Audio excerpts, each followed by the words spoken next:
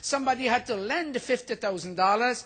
In other words, the striving had to be there to acquire the building so that we can all meet, so we can all teach Sanskrit, so we can all meet for satsang, so we can all gather together on Phagwa and Diwali and provide seating accommodation for the huge crowds that come to this mandir. Providing accommodation for people who come here is the virtue we are trying to realize. But you cannot have the virtue unless you strive towards that virtue. And this Satish Prakash is saying, you will never strive unless you are filled with a desire for that virtue. So the question is, should we tolerate desires? And the answer is yes, we should tolerate desires. Desires especially that would motivate us to act. And while we are acting, we can realize what is good. But then it continues to say that we must not have that kind of desire, and think of Devin, my son over there, we should not have that kind of desire that would throw us into convulsion and turbulence and a war on the inside. Many people, watch this everybody, many people when you watch them in the train, their eyebrows or eyelashes, whatever you call these, they twitch. Their muscles around their lips, they twitch. Their body language betrays nervousness and a loss of harmony. And in many, if not all such cases, it is desire that causes them to be thrown into such convulsions. You look at somebody who is going for a job and is late, and see how he gets or she gets into tantrums.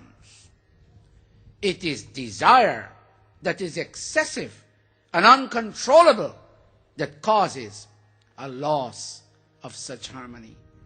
So the question is, should we tolerate and should we have desire? And the answer is yes, by all means, but not that kind of desire that causes you to throw yourself into convulsion and tantrums. But that desire that is connected with some form of virtue that will cause you to smile. And as you smile, you get involved in action that is motivated by that desire. And you ultimately achieve the virtue that you would like to see manifested and realized. Let's continue. जो नहीं इच्छा होवे मन में गति भी संभव नहीं सतन में जो नहीं इच्छा होवे मन में गति भी संभव नहीं सतन में ताते हे नर हो सत कामा ताते हे नर हो सत कामा भली कामना सुख को धामा स्वामी सुख को धामा भली कामना सुख को धामा. Without desire we can have no progressive motivation in our personality. Watch this. Let's take another example.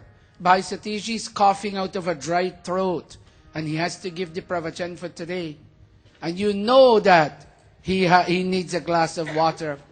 But if you don't have a desire to provide him the water, if you're rid of all desires, if you're blank to his needs, you will never be motivated to run downstairs and go bring a glass of water. It is the desire that motivates you to run downstairs with all the speed you can conjecture, all the speed you can put together, and you can run back without that water spilling on the sides and say, here, Bhai Satish, drink half a glass of water, get your throat in order, and go with the pravachan again. All of this lecture on desires makes so much sense to us. We would now like to edit our desires. But the only thing is, we must ensure that our desires, again, are virtuous desires and not vicious desires, are loving desires and not wicked desires. The desire must not have a wicked intent. Let me give you another example. There's nothing wrong with the action of cutting. There's nothing, if I were to take a knife and cut you, there's nothing wrong with the act of cutting. It is the desire that motivates the act of cutting that is either right or wrong. Let's take an example. I'm walking on the road, and I have a nice watch on the street, and I have a nice watch on my wrist. And somebody sees the wristwatch, and they're motivated with the desire to possess the wristwatch. And they come take a knife, and they cut me to get the wristwatch. The desire projects an intent that's wicked. But when I have heart disease, or I have inflamed inflamed appendix, I go and I beg the doctor.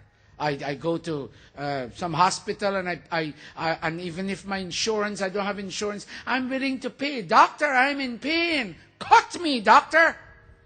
And the cut that the doctor takes with the same kind of knife, this time is motivated with a desire not to hurt you, but a desire to give you extended life. Here on the street, the desire was to hurt you, that he can possess your watch. There, even though there is hurt, the desire is not to hurt you.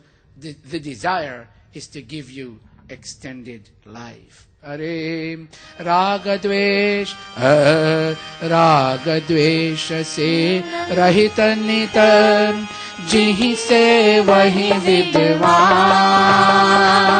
jako man sat samajhta vahi dharma parama. Again, let's go.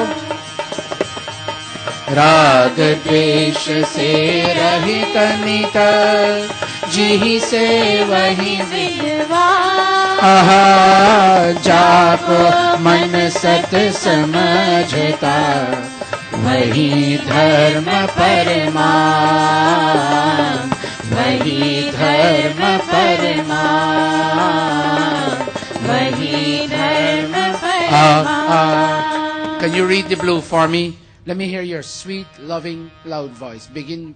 We understand.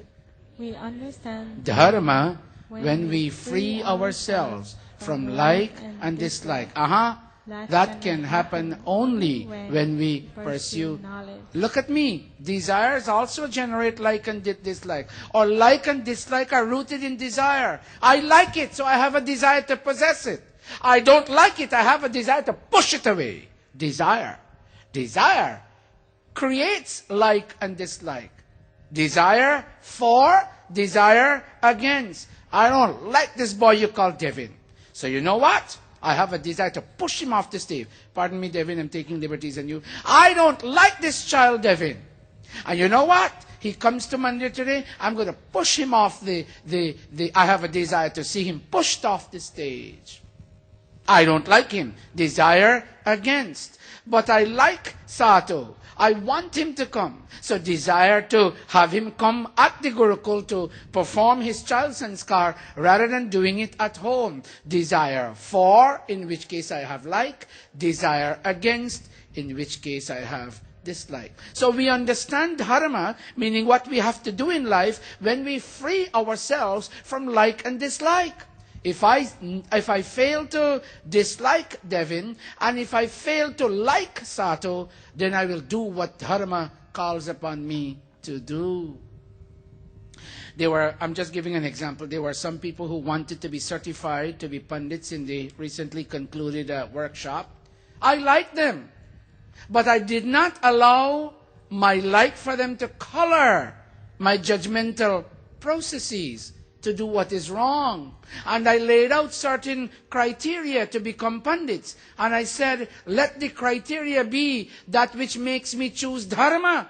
And if you satisfy the criteria, then we will certify you. If you do not satisfy the criteria, then we cannot certify you. My liking you doesn't certify you. My disliking you doesn't push you away. It is possible that some people may have satisfied the criteria, but because I dislike them,